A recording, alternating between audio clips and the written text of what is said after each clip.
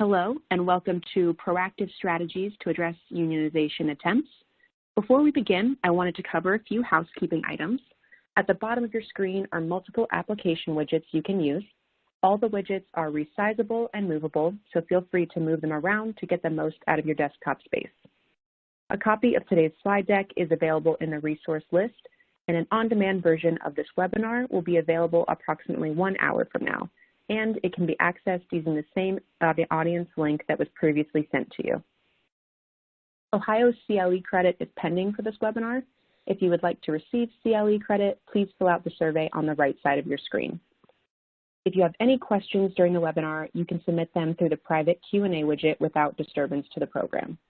We will try to answer these at the end of the webinar, but if a more detailed webinar or detailed answer is needed, or we run out of time, it will be answered later via email.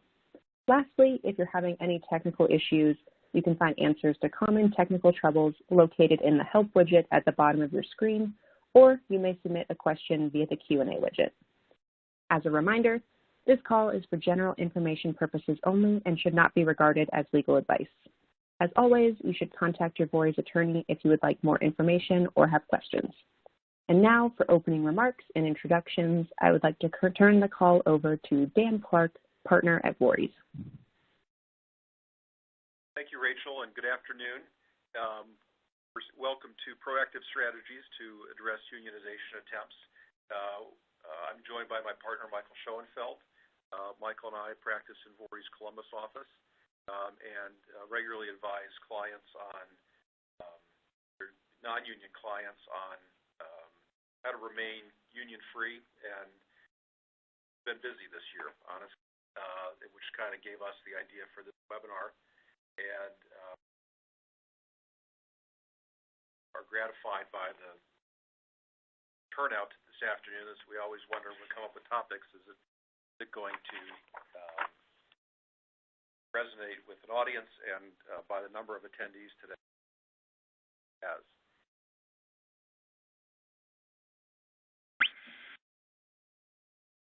So our agenda this afternoon is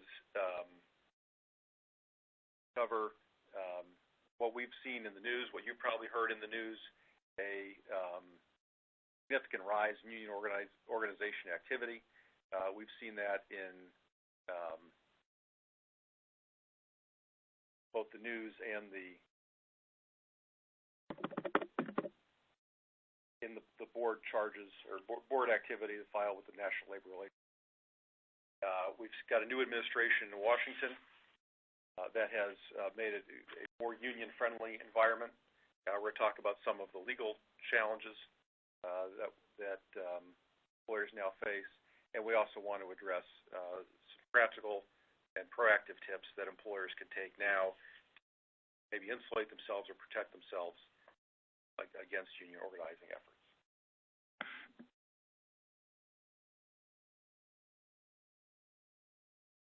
Well, thanks, Dan. Everyone, this is Michael Shoenfelt, also a partner at VORY's, and we're going to start today by talking a little bit about some of the articles and coverage that you have likely seen in the news. And one of the things that stood out to me as we began talking about the idea of this webinar was the fact that typically when we talk about labor in the news, we're referring to either legal or HR type news sources and news streams. The difference over the past 6 to 12 months has really been that the news stories are mainstream. So on this slide here, we have just another screen grab from just any other day in the news with a big focus on some unionization activity at Apple. And what stood out to me and stands out about these Apple stories is Apple, I think 5 years ago, was probably an employer that most people would have thought of as being extremely unlikely to be a union target. And the reason for that was a couple-fold. First, Apple at the time was offering benefits and compensation in its industry far above its peers. It was viewed as a cool place to work.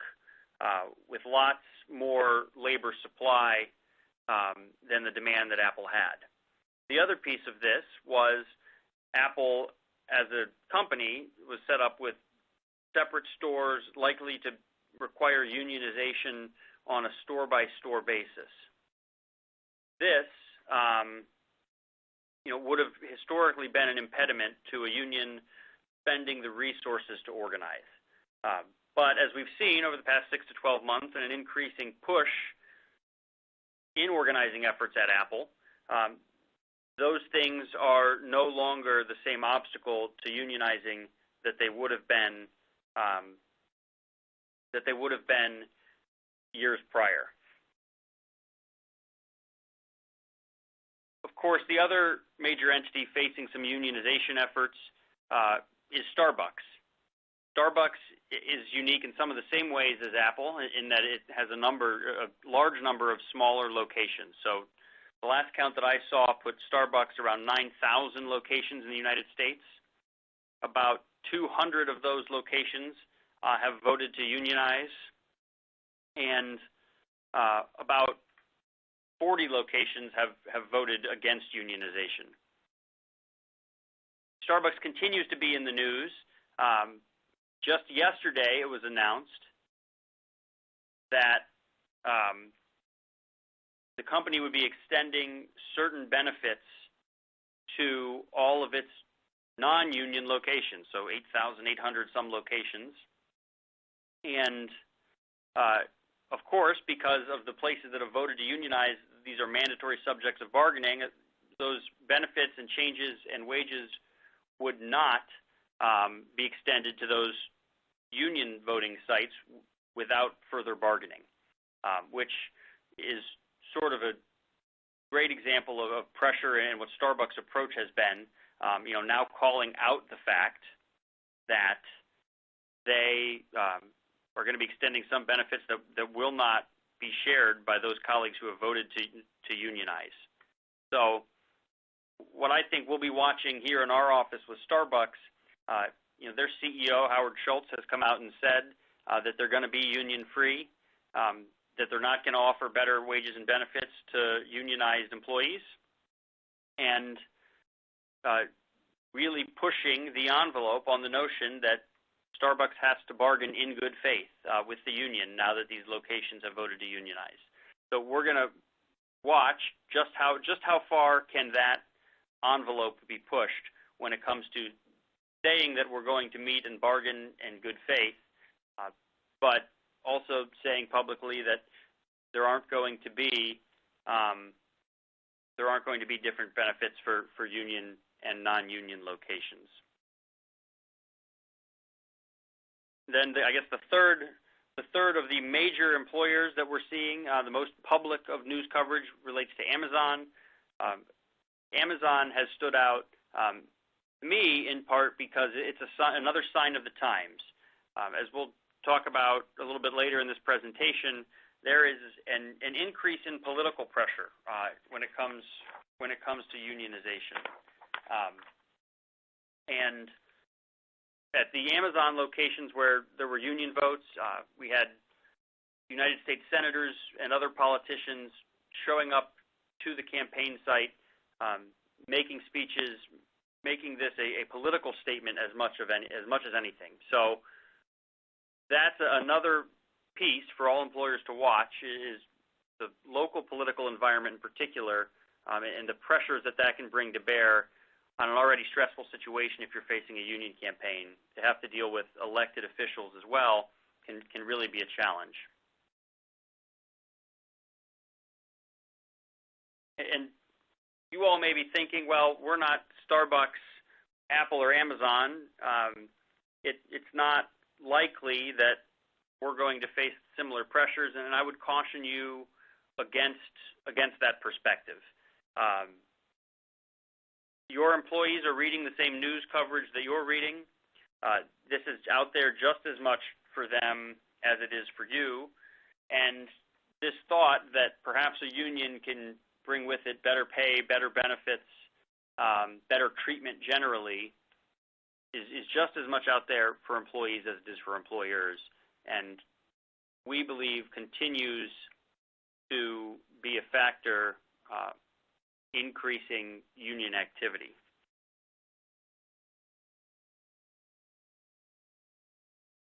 To quantify this a bit, Dan referenced earlier that we've been watching National Labor Relations Board activity. And the numbers here, as this slide says, don't lie. There have been more organizing petitions filed over the past 12 months, looking at the 6 to 7 month period of October 21 to March of 22, and these numbers are always delayed from the board. An increase in petitions of nearly 60%, and that's been paired with an increasing number of unfair labor practice charges. As individuals who work in this space regularly, we can tell you that this crush of activity has really put a lot of strain on the board. Whereas in the past, we might see unfair labor practice charges being filed and investigated and resolved in all in all, a 4 to 6 week period in some instances. It's not uncommon now to hear from a board representative that they won't even look to or look at a unfair labor practice charge for a period of 3 to 4 weeks. Previously, that time frame would have the company already having witness interviews or submitting position statements, and the process isn't even moving, given the increased workload. So that has led the board, in turn, to seek additional funding to address their labor shortfalls, which should come as no surprise. We're hearing from employers all across the board that staffing is an issue. The board is not immune to that either. They have faced departures and retirements and have struggled, just like many private employers, to backfill. So this is what the numbers are telling us that match up pretty precisely with what we're seeing in the mainstream news.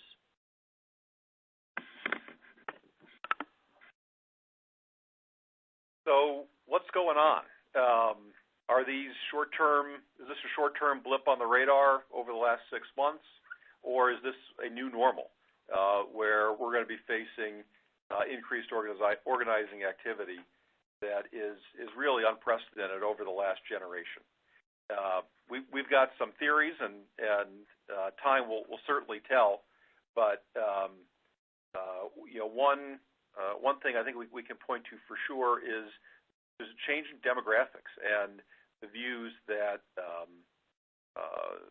workers today have about unions is different than they were maybe a generation ago. And as that workforce changes, and that those younger workers come online and join the workforce, that they may be more open and receptive to a union message than maybe their parents' generation were. Also, we have to recognize the broader societal context that this trend is arising in. Obviously, everyone's aware of the inflation of the last year or 18 months.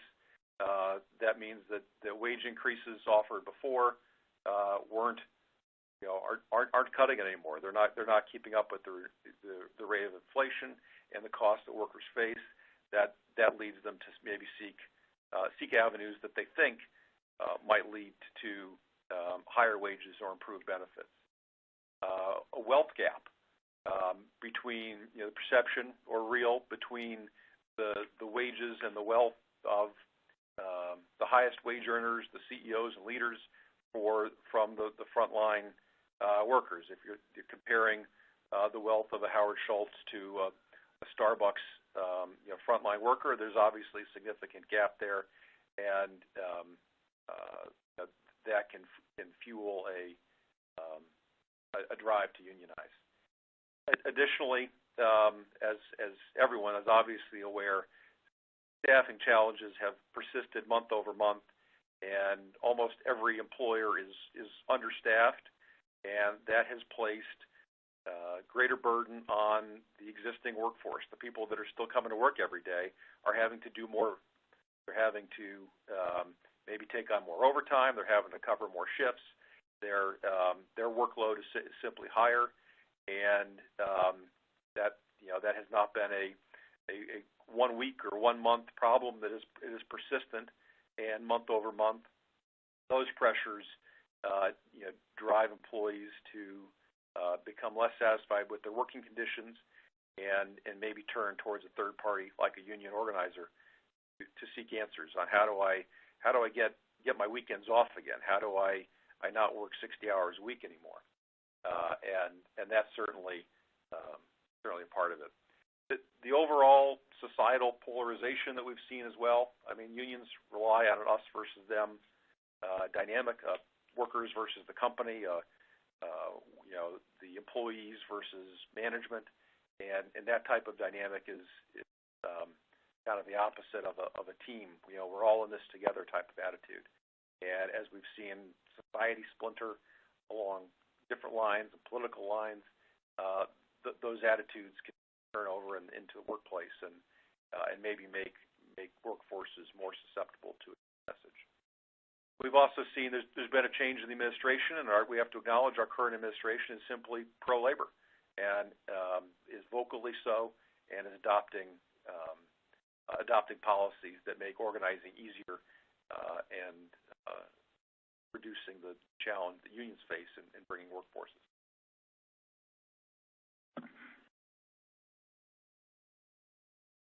So diving into some of these topics in a little greater depth, thinking about the changing demographics, there was an article about 6 weeks ago in the New York Times that to me demonstrated a paradigm shift when it comes to what unionization looks like now. And it was also sort of undercut what had been the narrative for those major companies in the news when it came to unionization. And that narrative was that the ongoing union efforts were primarily a grassroots effort, that these were employees banding together in an organic fashion, and unionization was just their medium to achieve a better result. And then came this article.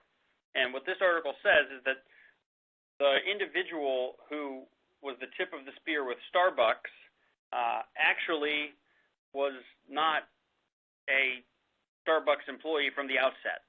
Instead, she was what we would typically call a SALT.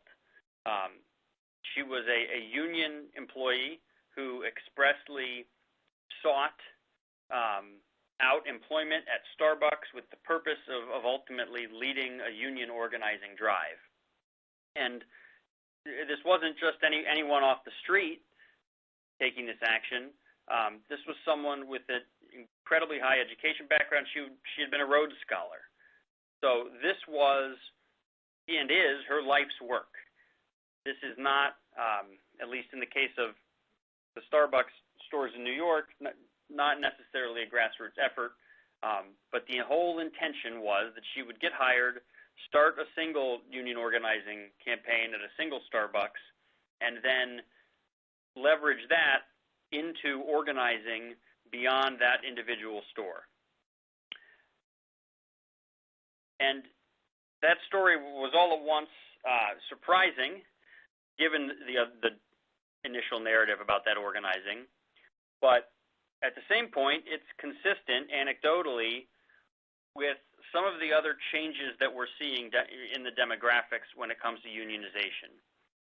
So this might seem slight, but the New York Times also reports that 70% of those who are college educated report having a positive view of unions right now, versus in the early 80s, that would have been 55%. We have seen in some of our work here that those who are in the younger generation view unionization as a political statement or some kind of virtue signaling here, that it just generally they believe that unionizing and laborers banding together is a good thing. It's a societal good, and that their support of and participation in unionization is reflective of and consistent with their other political and societal views. And that's something that even really 5 to 10 years ago, I don't think practitioners in this field would have observed. And finally, as we think about the changing demographics,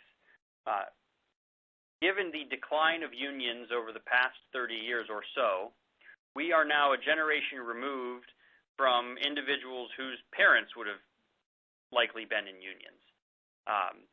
To the extent there are individuals in family units that have had bad experiences with unions, either stories about corruption or stories about union bureaucracy or unions not living up to their promise, which might have been more common 30 years ago, those stories are now being told by grandparents. There's a generation of space that's unfamiliar with the union, that didn't grow up in a union household, and might not have any of those frustrations. That shift, just again anecdotally, we think has had some impact on what seems to be a younger generation of worker being more open to the concept of unionizing. And certainly these demographic changes don't take place in isolation. They're reflected throughout our society. And if you go back to the 30s, to the beginning of the inception of the National Labor Relations Act of the United States, our labor law is fundamentally, or creates fundamentally an adversarial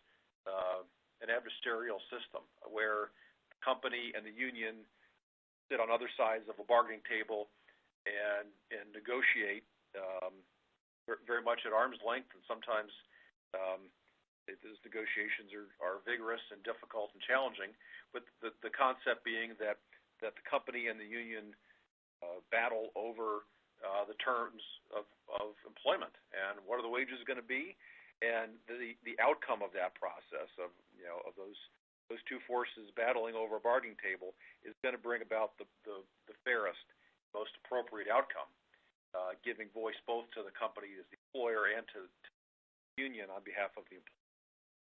That's very much inherently an us versus them, the union versus the company, the employees versus management. And unions thrive on and rely upon that us versus them mindset. And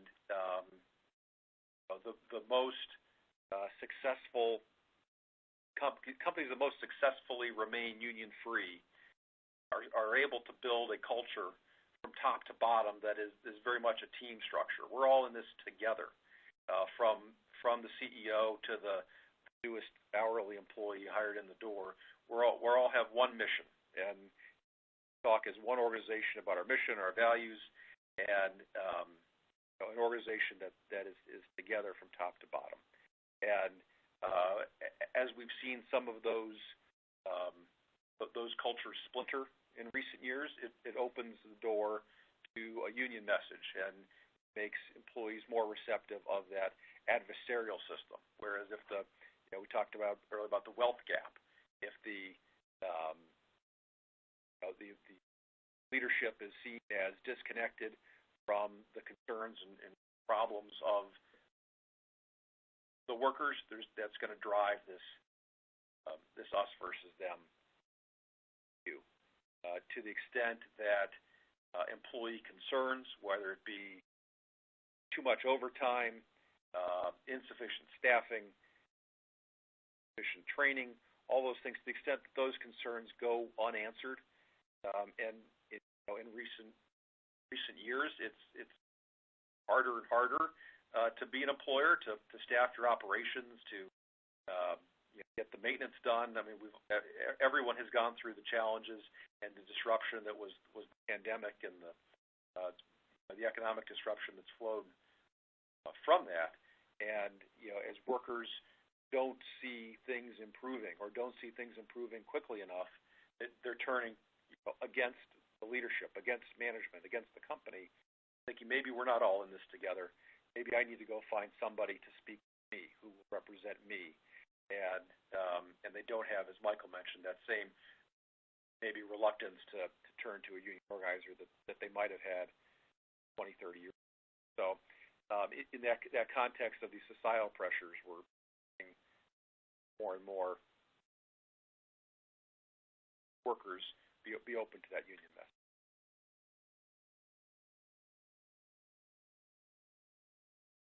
We've also obviously recognized that the Biden administration is vocally pro-labor. You see frequent press releases and comments from the White House supporting union organizing and touting union representation as a solution to the frustrations that workers are facing. And there is a practical effect of this with changes at the makeup of the National Labor Relations Board. The law can shift over time to make it more accessible to a union organizer. It also builds into that perception of political leaders commenting favorably on unions.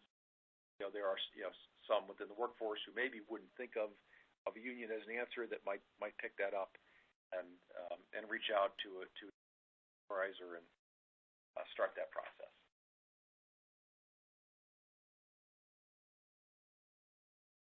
So, as Dan mentioned, with this vocally pro-labor administration in the White House, we need to consider what are the impacts on labor policy. And one of the important things to note, especially in our increasingly gridlocked capital, is that labor policy changes in some ways and in some areas are changes that can be made without having to reach a legislative consensus, which means that as gridlock increases and there's less that can be done in Washington, this is an area that is ripe for change. And sometimes that change can be dramatic, both in its direction and in its speed. So we highlight some examples here that are worth some brief discussion. The first here is that one of the first actions by the new Labor Board General Counsel was to rescind almost all of the prior General Counsel's guidance memoranda. So to the extent that the board had issued guidance upon which employers like all of you could rely, that guidance was rescinded, showing essentially a total about-face on those topics where memoranda had been issued. Since then, we have seen some conversation regarding other dramatic changes. So the first of these that also got some mainstream coverage, though it was more talked about in circles like these, is a memorandum regarding captive audience meetings. For years, and for decades really, one of the employer's strategies in combating a union organizing campaign, once a campaign had actually begun, was to put all of its employees in a room while they're on the clock and being paid, and talk to them about the company's views on unionization and the specific union attempting to organize the employer. The General Counsel for the Labor Board has now come out and said that the Labor Board's position should be that those are not permitted, that requiring employees to listen to a specific point of view is one step too far under the law, despite the fact that that's what the law has been understood to be for the past 60 years. Similarly, there has been discussion at the General Counsel level of eliminating the requirement that unions enter a workplace by election of the employees. Instead, the General Counsel has voiced openness to what's known as a card check process, in which employees can sign a union authorization card, and if a certain percentage of employees were to sign, then the union would be recognized. This is particularly important given the changes in card signing over the years. Historically, union authorization cards were signed in hard copy. It had a very formal feel to it, with having to actually sign your name and provide your contact information as you authorize the union to be your bargaining agent. Now, unions are permitted to have the authorization process online, which has, in our experience, led to an increase in ease or lowered obstacles to getting employees to authorize union representation. In an era where everyone is so used to providing their personal information for any number of subscriptions or online shopping purposes on their cell phone, to hop online on your phone, over a lunch break and plug in your electronic signature or name and contact information just doesn't feel like it's as big of a deal as it would have been if you were to sign a document and put a wet ink signature on a card. So these changes, when you take them together, even though these are all non-binding statements, show that there is a shift in Washington and that this is a new labor policy coming down the pike. So you may be thinking, though, well, if this is all just talk, and that's what happens in Washington, lots of talk, what is the impact of these changes? Why do these different outlooks, more pro-labor outlooks, matter? And the first, as Dan had mentioned, is that there's some emboldening of unions. Unions and their organizing teams are watching the same things that we are, and they understand that this is a window. There's an opportunity here with a pro-union board willing to take steps, including 180-degree policy and law changes if necessary, that are union-friendly. So this several-year period in particular, combined with all the societal context that we've discussed, make this a window of opportunity for unions. Second to that, we have amongst employees an increased awareness of unions. And this extends beyond the traditional union industries like manufacturing. So we have increased awareness combined with the fact that in the news, the unions we're talking about aren't organizing the local GM plant. They're organizing the Starbucks and the Apples and the Amazons of the world. The message that this all taken together is sharing with employees is you too can unionize. Unions aren't just for those in the manufacturing industry or historic union industries. They're for everyone. And look at all the good they're doing.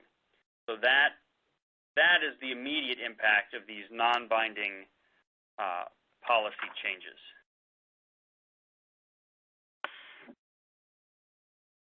Okay, so we're about our halfway point here, and hopefully we wouldn't bury the lead, but we're obviously in the most friendly organizing environment that we've seen in America really in a generation. We looked at May of this year statistics from the Labor Board, which is the most recent month that we had available numbers for. There were 132 elections conducted by the Labor Board. Unions won 84% of those. Now, unions typically win elections. That's been the case for a long time. But if we go back over the last decade, you would see the average union win rate year over year hovers between 60 and 70%. So not only are we seeing a significant, we saw a 60% increase in the number of elections, unions are far more successful at winning them than they've been in the past. So if this has been an issue that you've thought about paying attention to and maybe has never gotten the focus or your attention, this is certainly the time in the year to do that. The activity is up, the union success is up, and these us versus them factors also make it far more difficult for an employer in an active union campaign to communicate with the employees during a campaign. if they come into a campaign with a us versus them mindset entrenched, they're simply going to tune out that employer's message. So it's always been the best advice that for an employer to recognize that in an actual board-conducted election, statistically, there's a good chance you're going to lose that election. And the best way to stay non-union is to take proactive steps to avoid an election in the first place. So those are kind of the things we're going to turn our attention to here now. Is how do I stay non-union? You see this: anticipate, detect, and respond.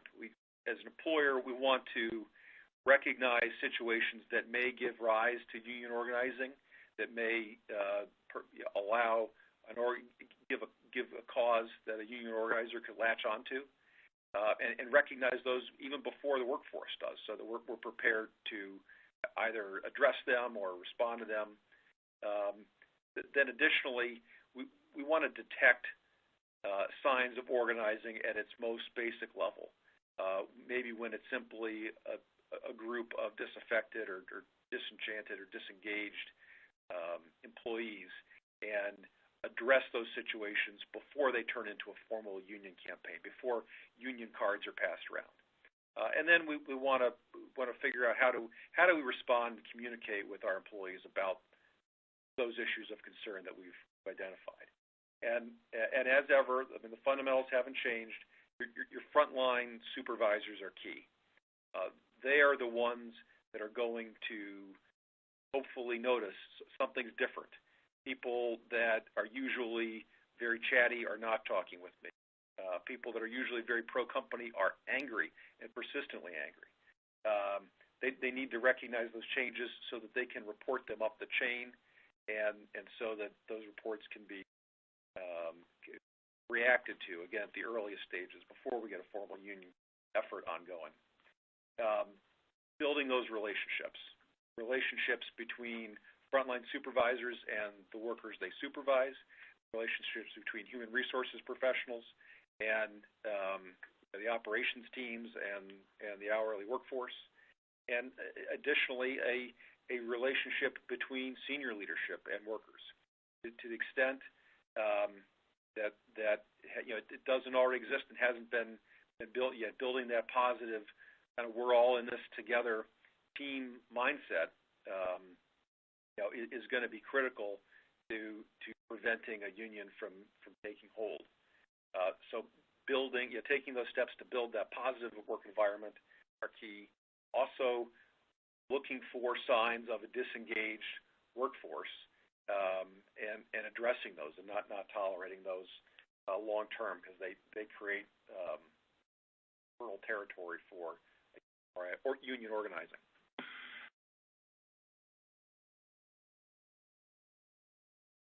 So as employers engage in this first step of staying non-union, the anticipation phase, it's important to understand why employees organize. What is it that drives employees to reach out to that brother who has a union membership in a different industry, or that sister who knows someone who does union organizing? We need to understand what it is that gets those employees there. And the most common response that we hear when we ask supervisors, why do you think people would be interested in a union? Most common answer we hear is, well, they want better wages. They think that a union is going to get them more money, or going to get them cheaper health care or better health care.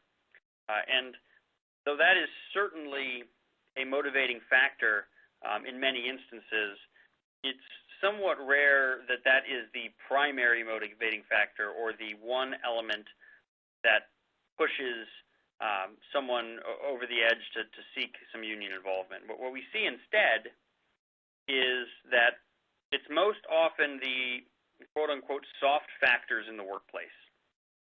It's employees in facilities or departments within a facility who don't feel like they're getting a fair shake.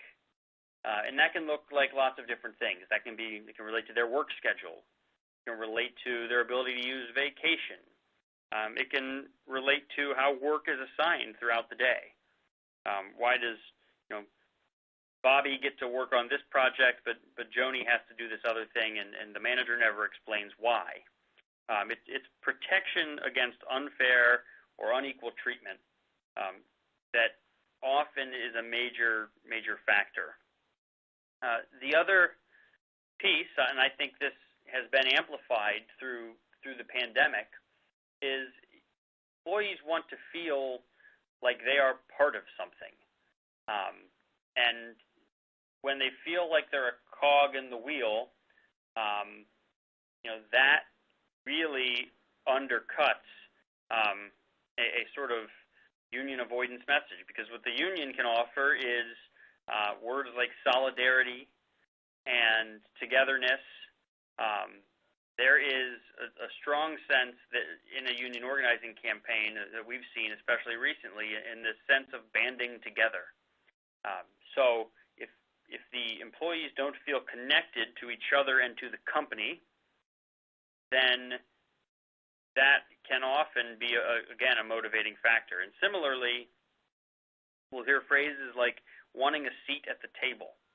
A union can always promise that employees will get an opportunity to actually have some input into their terms and conditions of employment. That's what gets sold in a union campaign, and that can be attractive. If employees don't understand how they're paid, they don't understand the benefits available to them, or they don't understand why decisions are being made that impact their lives, that can be something that pushes them to a union. And then, of course, towards the bottom of this slide, we've heard a lot of, what do I have to lose?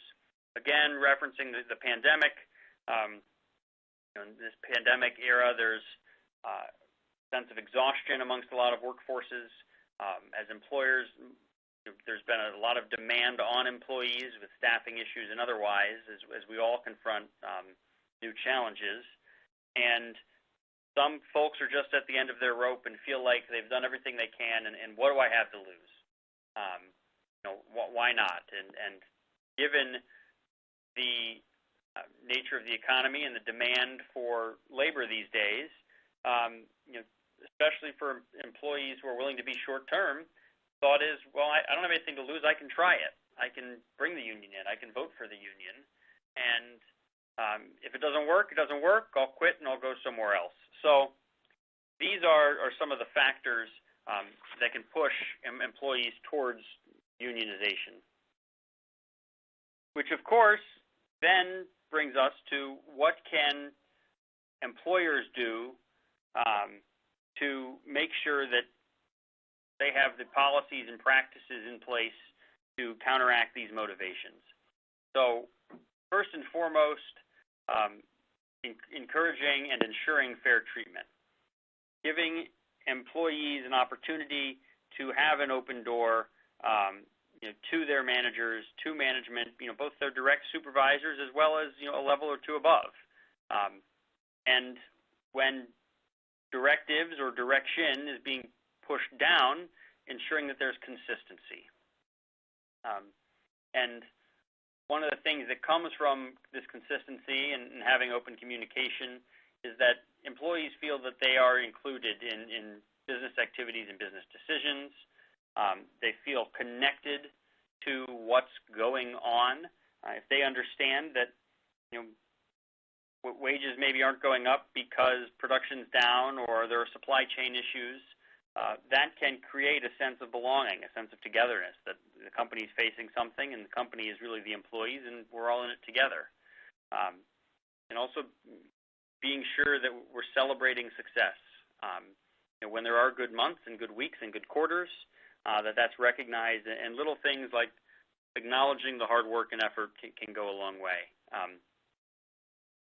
And when it comes to employees feeling like they have a sense of dignity, it's important to bear in mind, as all employers make hard conversations, what are the things that, what are the impacts that decisions are going to have? And is it important to seek input before a decision is made, or to be transparent about the basis for the decision after the fact? That can at least give employees a sense that they understand what's happening to them and why. When it comes to wages, I would just encourage all to be aware of what is happening in your individual industry and market, and making sure the wages are competitive. To the extent that they're available, publicizing and making employees aware of chances to move up the ladder, to advance their careers and in their job pursuits, and help show them that there's an existing way to get a, quote, better deal, that those structures and processes are in place. Thinking about job security and another motivation towards unionizing, making sure that everyone understands, that they're going to be treated fair and impartially under your existing policies, that a union isn't the only way to job security. And ultimately, what a lot of this requires, as Dan mentioned earlier, is that supervisors on the front line are really advocating for the company's position, not staying neutral about union issues as they arise, being responsive to employee questions. I think that everyone has been in a position where you get a question from an employee that may be difficult or may require some legwork, and it's always tempting for supervisors and managers to focus on their already full plates in their day job and not run that answer down for the employee. But being willing to have those open lines of communication and provide quick responses as employee issues arise, and show that the company really cares about the employees is critical to remaining non-union.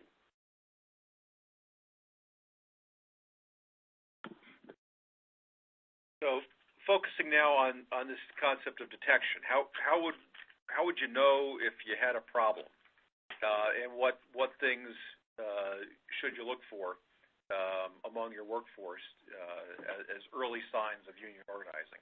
Again, we're trying to detect these campaigns before they even become a campaign. It's going to start with a small group of employees. Typically, they don't even have a connection with a union as yet, and they start to organize themselves. Maybe it's just they get together and gripe. They've got a common complaint or some other action that brings them together, and that spreads and grows among the workforce. And at some point, one or more of the members of that group somehow get connected with a union organizer. Unions are not as big as they used to be. They don't have the staff they used to have to go out and actively search out employers and launch campaigns. The Starbucks example that Michael shared is certainly the exception rather than the rule. Most of the time, the unions are taking advantage of targets of opportunity. Somebody reaches out, maybe they've got a family member that's got a connection with the union, and it goes from there. And union is happy to tell them whatever their complaint or problem is. The union organizer will be happy to tell them that they've got the solution. Their solution is vote to organize and join the union. So you want to detect those gripes and problems, hopefully before the union organizer gets in.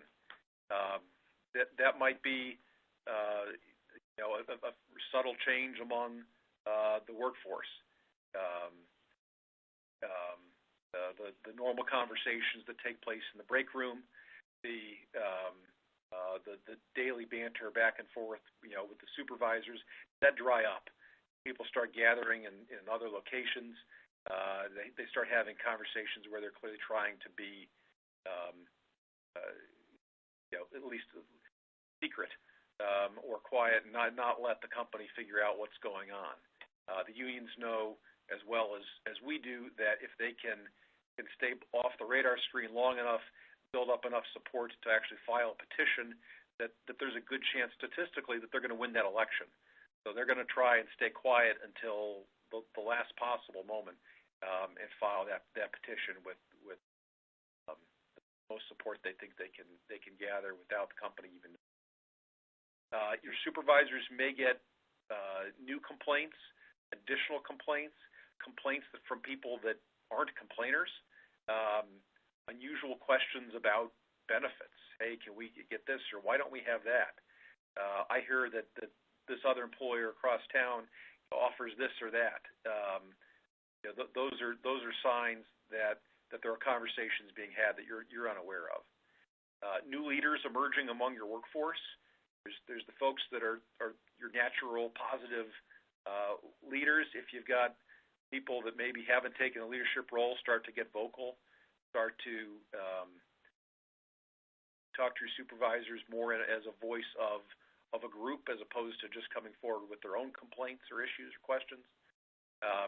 Those are all signs that the dynamic has changed in some way, and that it may not be a union campaign yet, but something is different, and it's in an employer's interest to figure out what's different and what needs to be done before those issues and those groups of people turn into a formal union campaign. At some point they are going to connect with that organizer, and you'll start to get questions and comments about unions.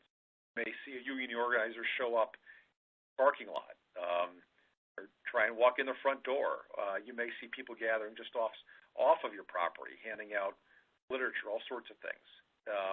And then now to the more formal stage, you'll see people more actively or vocally supporting a union and soliciting signatures on authorization cards in ways where they're not trying to remain hidden.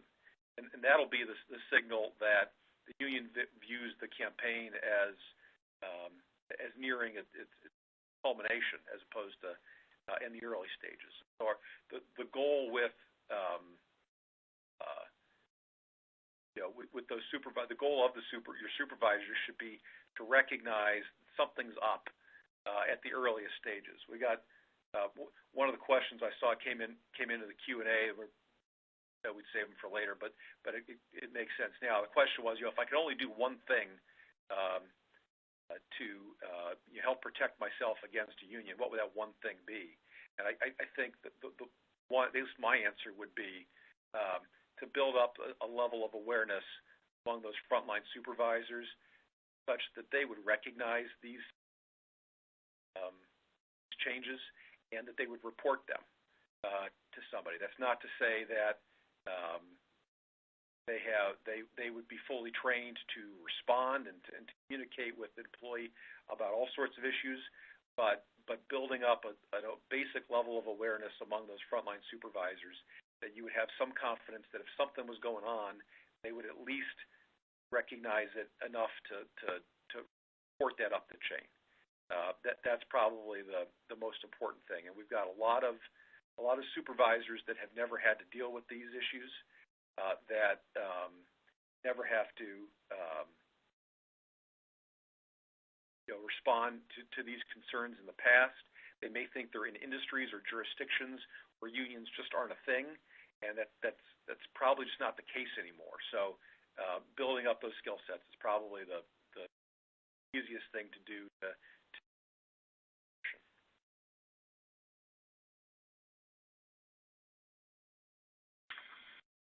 So we talked earlier about the fact that the authorization cards that used to be the precursor to a union petition are now able to be completed online. They're not just a paper card. And this is really true about a lot of the things that Dan just talked about.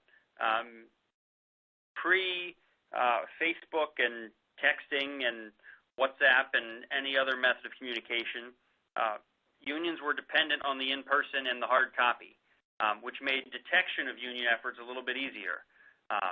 As with everything else, the supervisor's job is getting harder because a lot of this conduct, including the authorization card process, is now done online.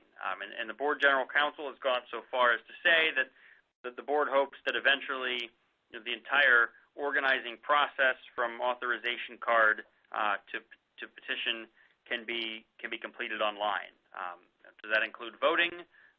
Who knows? But at this point, the whole process of unionizing and union organizing has simply been enabled by these shifts away from the old in-person and hard copy.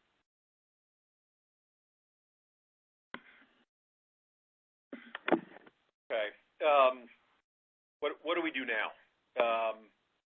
Assuming you don't have an active union campaign going, but we want to think about proactive steps. What can we do today to put us in the best position to remain union-free in the future? This is a good time to do a good self-assessment and an honest self-assessment. We talk about this concept of team and a mission statement and values, and we're all in this together. Are those values being upheld, and are your employees feeling like those statements are authentic and genuine? And if not, what can you do about that? Are there those standards being upheld in the way we're managing employees? Are insubordinate and disengaged employees maybe being tolerated in a way they hadn't been in the past? Maybe we feel like the labor market is so tight, if I let this person go, even though they're insubordinate, that we won't be able to replace them. Well, often that disengaged associate is going to become union organizer in the future, and you may regret giving that person that second or third chance. And even if it might be tough to fill that shift or backfill that position, allowing that person to remain in the workforce may come back to bite you in the future. Think about who's on your team. If you got a petition filed tomorrow, you would have potentially an election in the next month and a half. Do you have people on your team that you could go to that are up to speed on how we would respond to a union message and how we would communicate? Do we have people that are familiar with our operations, that are familiar with the law, and that are effective communicators and authentic communicators of the company's values? So having those teams organized and identified ahead of time puts you in the position to respond quickly. You want to let the employees know that they're seen and heard, that to the extent that there are common concerns and questions, or challenges that we're facing. Maybe it's we're working too many shifts or too many hours a week and just have to because of the staffing levels. But there may not be full solutions to every problem that workforce faces or a way to make everybody completely happy. But find a way to let people know that they've been heard, that you're listening to them, that you understand them. And when Michael hit on earlier on the issues of dignity and respect, people want to feel like they are a part of the team, like they are being listened to, that they're being given the respect and dignity of an answer their problems, even if it's not a full solution, because at this point there may not be an immediate fix. But letting people know that bringing those concerns to company is a way to get them addressed and heard, and so that they don't need to go to a third party like a union.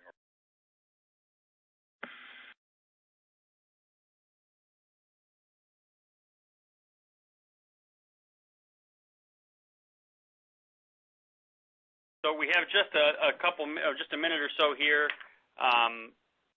There are some questions that have come in. We won't be able to get to all of them, but one interesting one here for us to consider, and I'll throw this to Dan, can my remote workers unionize? What is the impact of remote work? Sure. Well, the short answer is yes. There's no reason that a remote workforce can't unionize. And as we look at how do we set up a remote workforce and supervise remote workforce, there's the disconnect. We don't see them every day, every morning. There's not a supervisor looking over their shoulder or noticing who they're communicating with in the way that you would on in a more traditional work site. So there is less. We need to be more deliberate about connecting with remote workers, seeing how they're doing, and keep in mind that to the extent that you're setting up technological tools to allow your remote workers to communicate with you, those same tools make it very easy for them to communicate with each other. And if they wanted to organize all of those same technological tools, allow them to talk to each other, to build teams, build connections, and if they're not feeling like they're fully engaged with the employer, they can get engaged with each other and with the union, and certainly nothing to prevent them from unionizing in this environment. And that's certainly going to be a challenge as we move forward with remote and hybrid work environments.